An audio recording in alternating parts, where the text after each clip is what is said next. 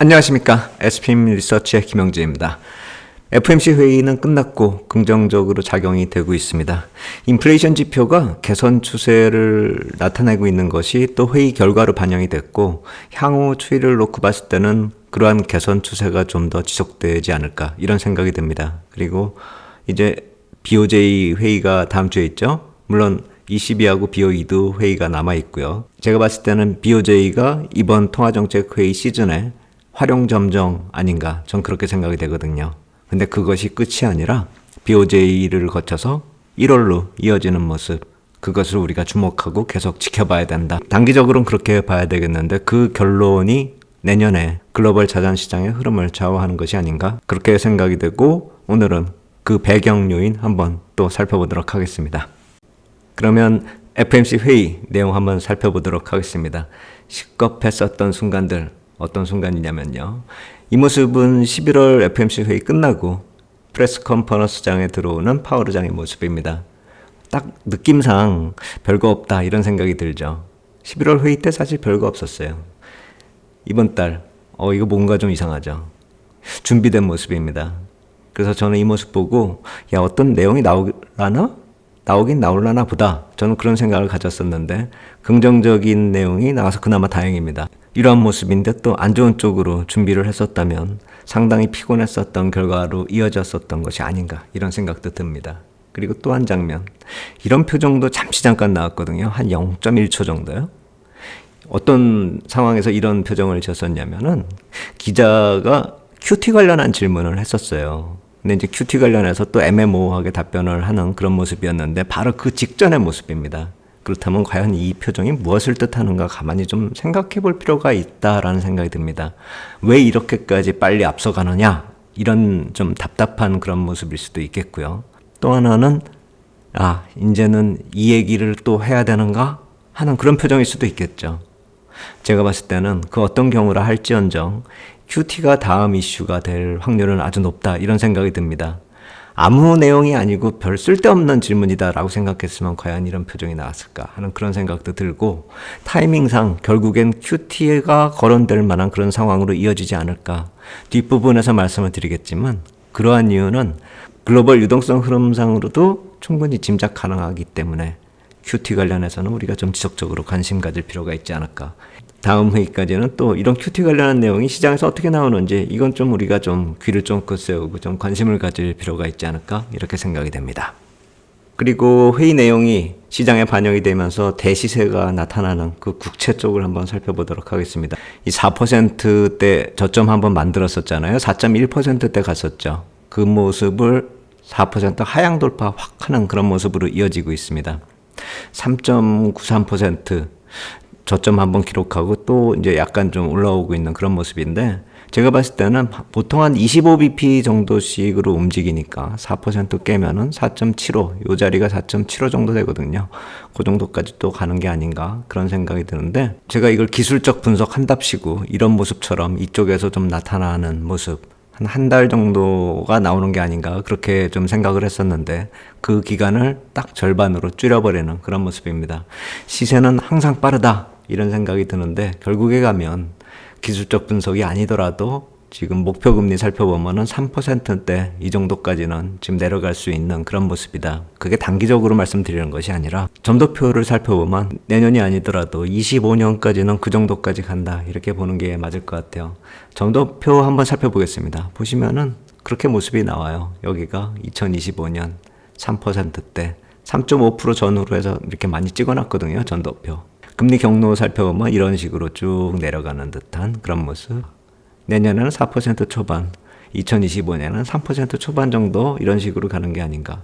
그리고 10년물 금리는 그보다 조금 더 빨리 내려가는 그런 모습으로 봐야 되겠죠. 그것이 이제 2026년 금리가 얼마나 내려갈 것인가, 그 전망에 따라서 여기서 반등을 해가지고 10년물 금리가 여기까지 내려오다가 3% 아래쪽으로 내려가지 못하고 이 위에서 반등을 해가지고 올라갈 것인지, 2025년 가면은 그 다음 해 이제 전망에 따라서 금리의 저점이 어느 정도 형성이 될 것이다, 이렇게 예측이 가능하죠. 과거에도 그랬으니까요. 그래서 회의 직전에 리치몬드 패드 자료를 한번 보여드렸잖아요. 9월 회의 때보다 시장의 기대가 75bp 정도 확 내려간 모습. 이 빨간색 선이 최근의 모습이고, 이 위에서는 11월 달에 시장 심리였고, 이 붉은색 선이 12월 4일 기준의 시장 기대치거든요. 그래서 여기서부터 이렇게 내려온 것도 상당히 크고 빨랐는데, 지금은 이제 이거보다도 더 50bp 인하 가능성을 보고 있다, 이렇게 봐야 되겠죠. 그래서 직전에 재무부에서 자금 조달 계획 세울 때 2025년 말 기준금리를 4.5%로 가정하고서 세웠었다라는 점을 감안한다면 페드 자체도 좀 앞서가는 듯한 그런 분위기를 만들었고, 시장은 또 그보다도 또 한 발 더 앞서서 가고 있다, 이렇게 보시면 될 것 같아요. 그래서 내년도 9월에 페드 워치2를 보면은 400에서 425bp 확률이, 이게 회의 직전 모습으로 38% 정도 기록을 했었는데 어제 회의 끝나면서 확 올라와서 59.4%가 됐거든요.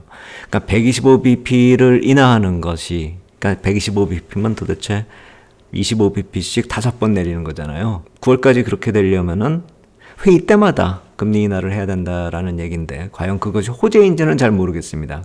그렇게 빨리 내려간다라고 한다면 국채시장은 상당히 좋을 수 있겠지만, 주식시장은 또 어느 시점 가면은 약간 좀 차별적인 모습을 보이는 것이 아닌가.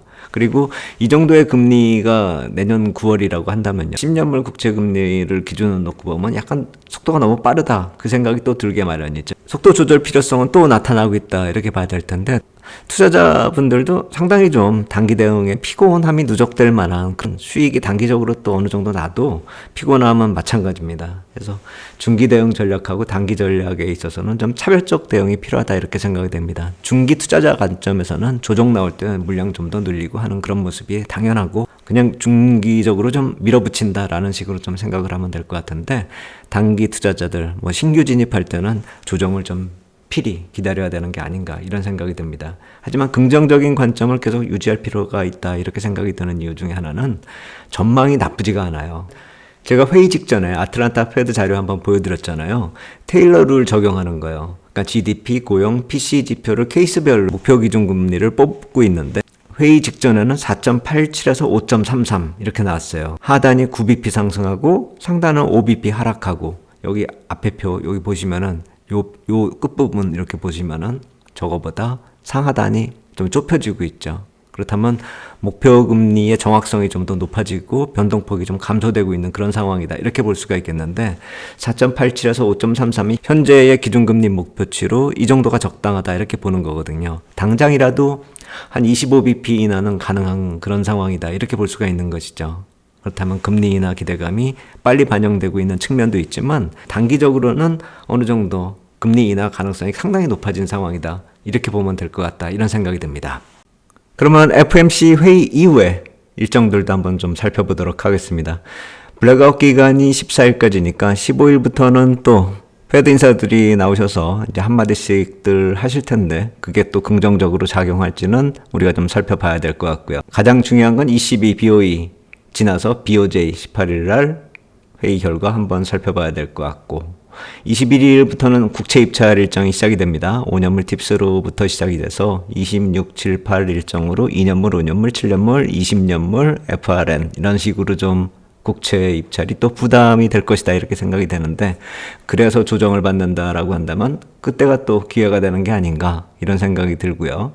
그리고 뭐 1월 넘어가면 자본 조달 계획으로 이어진다, 이건 계속 말씀을 드리고 있는데, 아까 QT하고 한번 이어서 생각을 해본다면요, 페드나 ECB나 BOE나 BOJ, 제가 지난번엔 이 화면 보여드렸잖아요. ECB 주최의 중앙은행 모임이었고, 잭슨홀 미팅 때도 또 이렇게 또 어울리는 모습들이 나오고 있는데, 이번 FOMC 회의를 지나면서 페드가 일단 정책 전환 시기에 도달한 게 확인이 되고 있고, ECB나 BOE 같은 경우는 좀 기다려봐야 될 것 같고요. 그래서 달러가 약세가 되고 또 그러한 유동성 공급의 분위기가 나타날 텐데, 이 타이밍에 맞춰서 BOJ가 금리 조절로 유동성 긴축에 들어간다라고 한다면 조화가 맞춰지는 것이죠. 페드는 히든 카드를 하나 가지고 있죠. 아까 말씀드린 QT, 그것을 완화할 것인지 지속할 것인지, 그것이 향후 진행되는 방향에 따라서 페드가 히든 카드로 적용할 수 있을 것 같다라는 생각이 듭니다. 그렇다면 선진시장은 유동성 흐름을 강화시키는 그런 모습으로 전환이 되고 있지만, 그 와중에 BOJ 같은 경우는 인플레이션을 추구하는 타겟 레이트가 또 관심권으로 들어갈 수가 있는 그런 상황이 되는 것이죠. 그러니까 페드나 ECB나 BOE가 이제 한 발 좀 물러서는 그런 모습이 나타나는 그 반면에, 그 와중에 BOJ가 한 발 새롭게 나서는 그런 모습으로 조화가 이루어질 수가 있다라는 점이죠. 그렇기 때문에 DM 시장 선진 시장은 글로벌 유동성이 강화되면서 정책을 또 나름대로 이어갈 수 있는 그런 모습이 나타나는데 이머징 마켓이 좀 문제라고 생각이 돼요. 상대적으로 정책 대응이 좀 빈약하다 이렇게 볼 수가 있겠고 대응 논리가 갖추기 힘든 그런 모습이다 이렇게 생각이 돼요.